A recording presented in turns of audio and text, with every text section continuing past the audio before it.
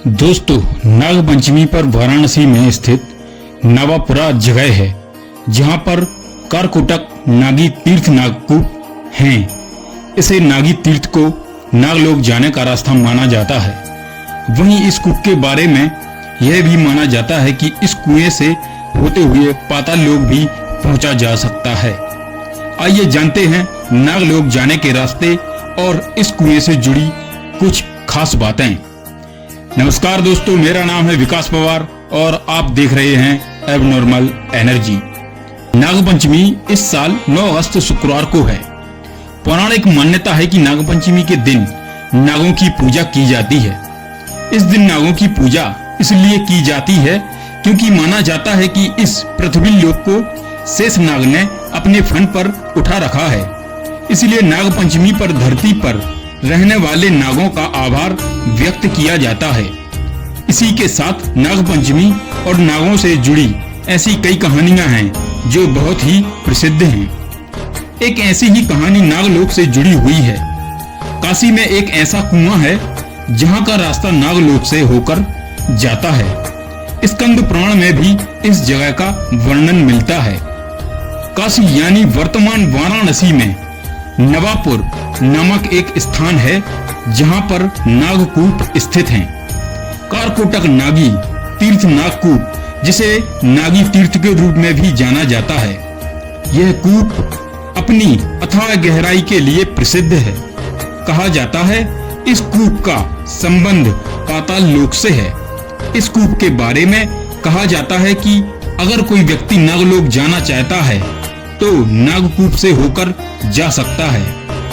नागपंचमी के दिन काल सर्प दोष से मुक्ति पाने के लिए यहाँ श्रद्धालुओं की भीड़ लगती है। नागकूप की गहराई किसी को नहीं पता। इस कूप के अंदर से ही पाताल लोक का रास्ता है।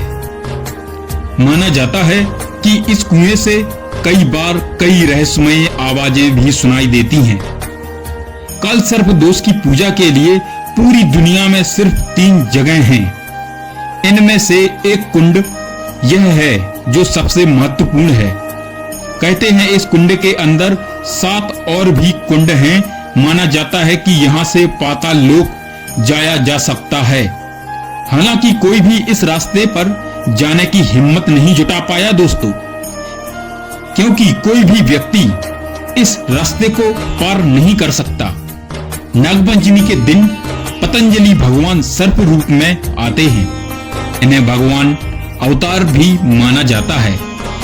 लोग भगवान के दर्शन करने के लिए बगल में नागकूपेश्वर भगवान की परिक्रमा करते हैं।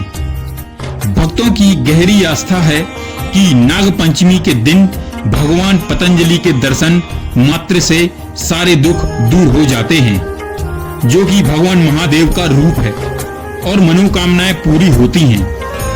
पाताल लोक में जाने वाले इस कूप में कुछ लोग दूध और लावा भी चढ़ाते हैं। उनका मानना है कि इससे पाताल लोक में रहने वाले शेष नाग की कृपा उन पर बनी रहती है और उनकी मनोकामनाएं पूरी होती हैं।